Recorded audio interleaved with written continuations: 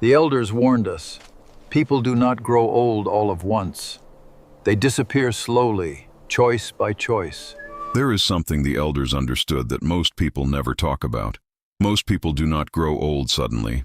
They fade slowly, not in one dramatic moment, not with a single event that changes everything, but quietly, gradually, in small daily choices that feel harmless on their own, but together, over months and years, they wear a life down until the person standing in the mirror feels like a stranger.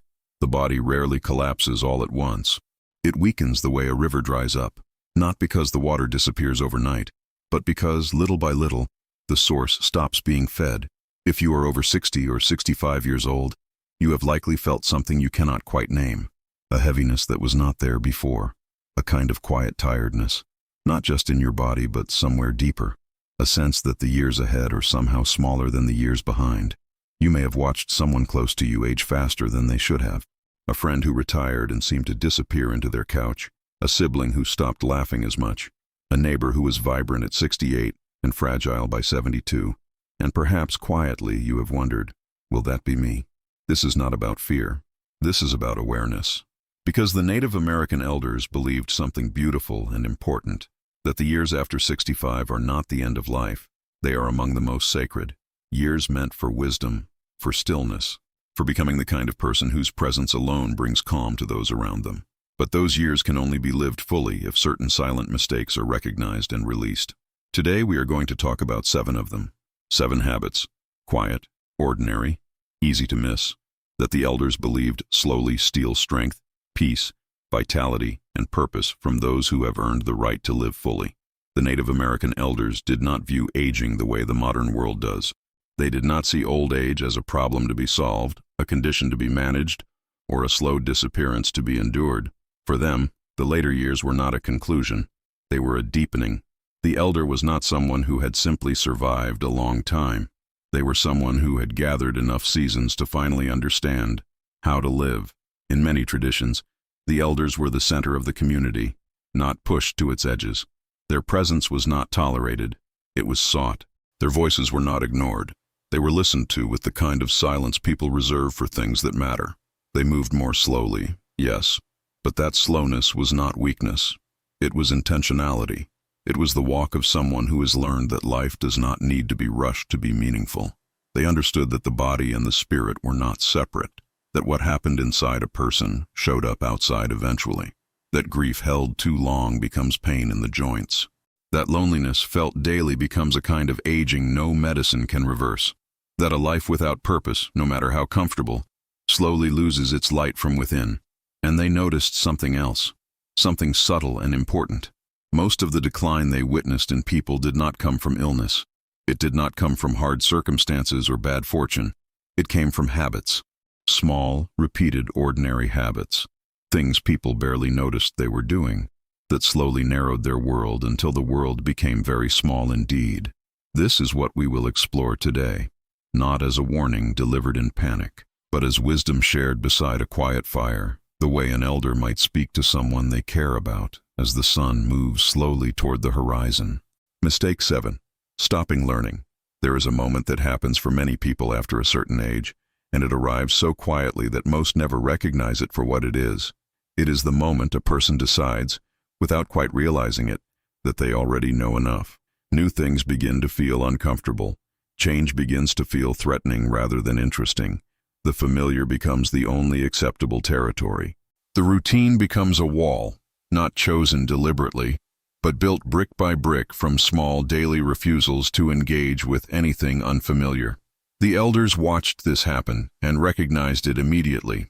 A mind that stops exploring slowly begins to close in on itself. They understood that curiosity was not simply a quality of youth, it was a life force, something that kept the spirit connected to the living world around it. When curiosity died, something essential died with it, something that no amount of physical health could replace. Think of the person who used to love learning things, who read, who asked questions, who tried new foods or new routes or new conversations, and then gradually stopped, not dramatically, just slowly. Fewer new books, fewer new people, fewer questions, more repetition, more safety, more of the same. From the outside, it looks like contentment. From the inside, it often feels like a kind of disappearing. The brain, like the body, requires challenge to remain strong. When we stop offering it novelty, new information, new skills, new experiences, it begins to conserve itself, to shrink, not all at once. But over time, the world a person inhabits becomes smaller and smaller, until life is lived in a very narrow corridor of the familiar. The elders believed the antidote was not complicated, a new skill, a new story, a conversation with someone much younger, or much older, or very different from yourself. A question asked with genuine curiosity rather than expectation. The mind stays young not by avoiding time, but by remaining willing. But there is a mistake even more dangerous than this one, and most people over 60 make it every single day without ever being told that they should stop. Mistake 6. Ignoring small health warnings. The elders had a saying that did not require translation, because nature itself made the lesson visible. Before a storm, there are signs. The air changes. The birds go quiet. The light shifts to a particular kind of yellow. Those who had learned to pay attention knew what was coming. Those who had stopped paying attention were always surprised. The body whispers long before it screams. This is perhaps the most quietly dangerous mistake on this list, not because it is difficult to understand, but because it is so easy to rationalize. The slight fatigue that is always there, the sleep that never quite feels restful, no matter how many hours are taken, the small pain that has been present for 3 months but has not gotten worse, so it is carried in silence, the balance that is not quite what it used to be, the breath that tires more quickly than it should. None of these things feel urgent. Individually, each one seems manageable, and so they are managed, not by addressing them, but by adjusting to them. Life is reorganized around the limitation rather than the limitation being brought to light. This is how small problems become large ones, not through neglect exactly, but through the human habit of normalizing discomfort, of deciding that something must be acceptable simply because it has been present for a long time. The elders paid close attention to the body's quiet language. They understood that the body is always communicating, not always in dramatic ways, but consistently, patiently, in a language of sensation and signal that rewards those who take time to listen. After 65, the margin between a small problem and a complicated one becomes narrower. What can be addressed easily now may become much harder to address in 2 years. The body at this stage of life deserves to be listened to with the same care and attention you would give to a trusted friend who is trying to tell you something important. Awareness is not anxiety. Attention is not fear. Listening to the body is an act of respect, and what you discover, when you begin to truly listen, often surprises you. The body is not trying to alarm you. It is trying to be known, to be tended, to be given the small corrections it needs before larger ones become necessary. Mistake 5. Letting friendships disappear. After retirement, something happens that nobody quite prepares people for. The social world, which was held together by structure, by shared purpose, by daily proximity, quietly dissolves. The colleagues who felt like friends, the routines that created connection, the small conversations that happened between meetings or during lunch or in the hallway, which felt minor but were, in truth, the texture of belonging. And without the structure to hold them, relationships that were never tended directly begin to drift.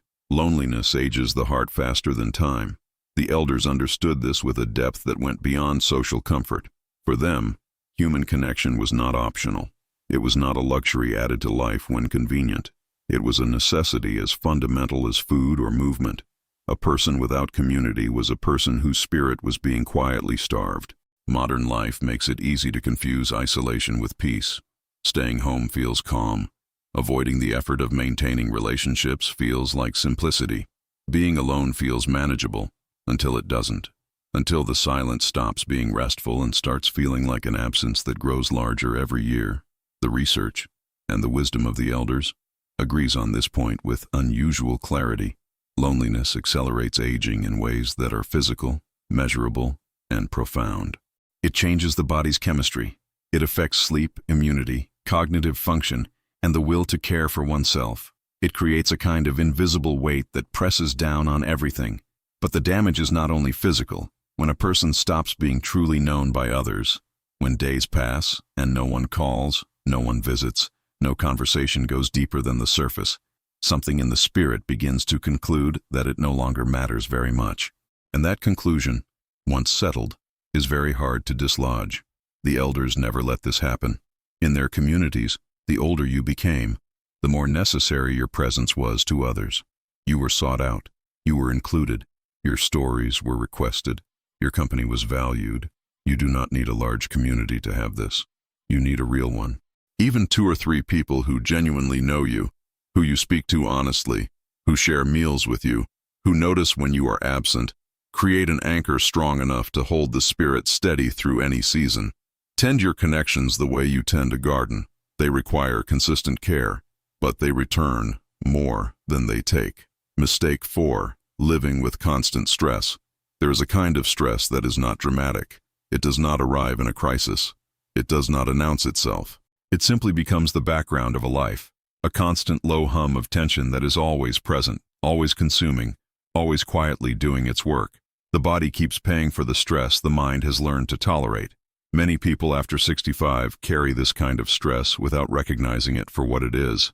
The news watched every morning, every afternoon, every evening, a continuous stream of crisis and conflict and alarm, absorbed day after day. The financial worries that circle without resolution. The family tensions that are never quite spoken and never quite resolved. The feeling of carrying something heavy that has no name. The elders had a practice that modern life has made almost radical in its simplicity. They protected their inner calm as if it were something precious, because they understood that it was. They knew that the spirit could not remain strong in a state of constant agitation, that the body could not heal, could not rest, could not find its natural rhythms when the mind was perpetually disturbed.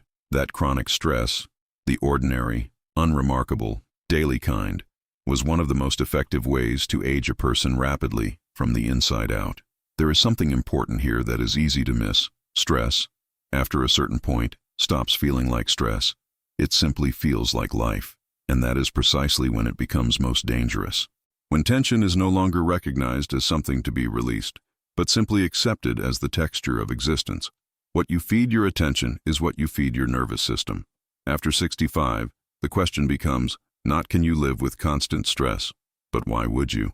You have earned the right to protect your peace, to choose what you allow into your inner world, to be selective, without guilt about how much of the world's turbulence you absorb each day. Calm is not weakness. Choosing stillness is an act of wisdom. Mistake 3.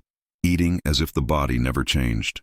The body that sits with you now is not the body of 40 years ago, and yet so many people continue to eat as if it were. The same portions, the same foods, the same habits formed in a different era of life for a different body with different needs. And the body, without complaint, continues to do its best, but increasingly at a cost that accumulates quietly, year by year, in the form of inflammation, low energy, disrupted sleep, and the gradual dimming of vitality. After 60, food becomes either healing or slow erosion. The elders were deeply connected to what they ate, not as a discipline or a diet, but as a relationship. Food was understood to be medicine or harm depending on how it was chosen.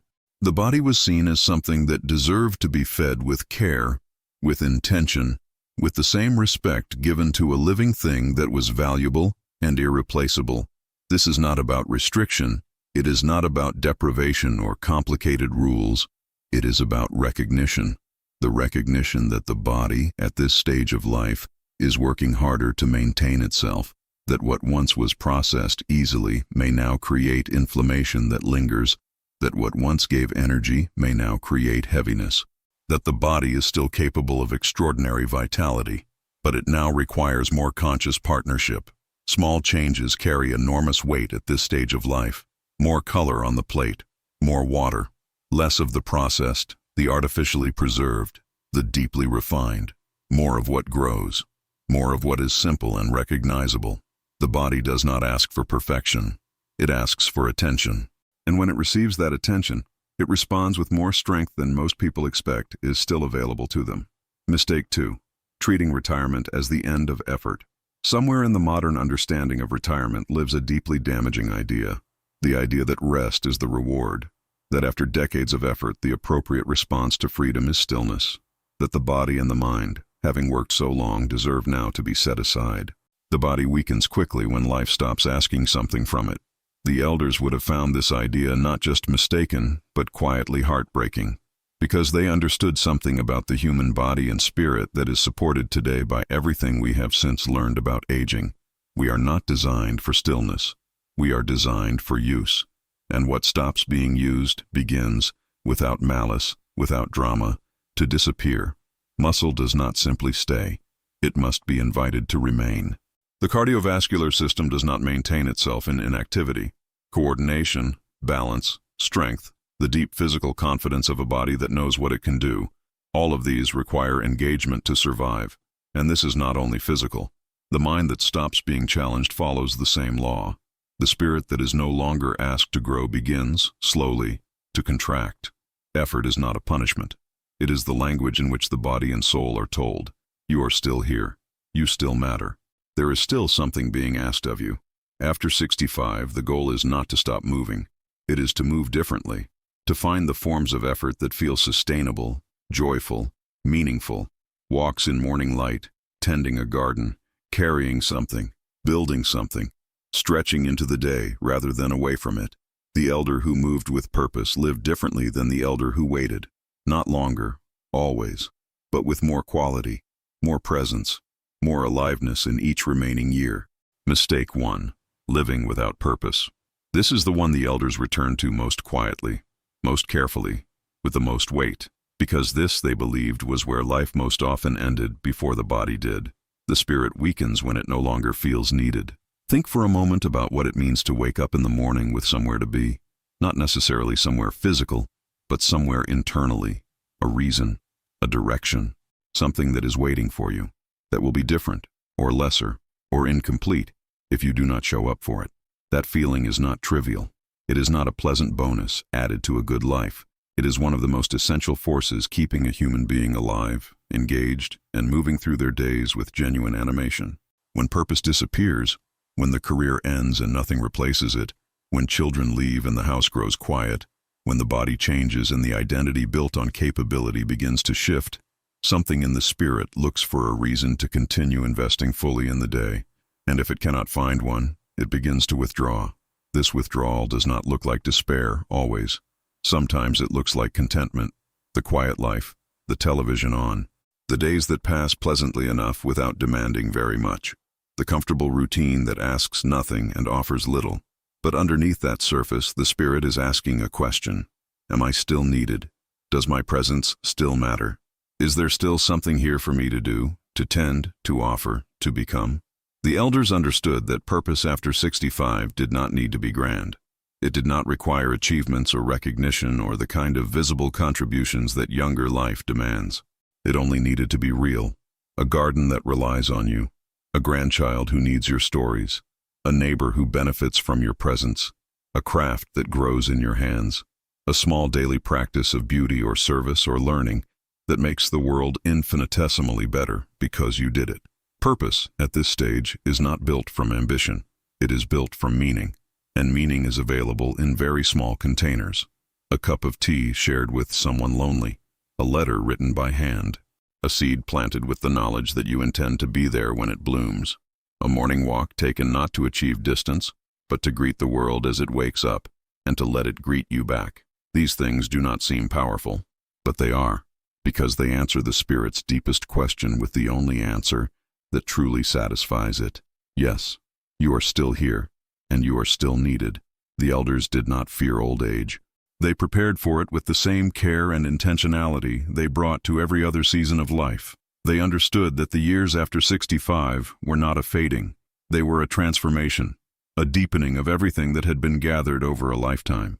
They knew that the body needed movement, but not punishment, that the spirit needed purpose, but not pressure, that the heart needed connection, but not noise, that the mind needed curiosity, but not urgency.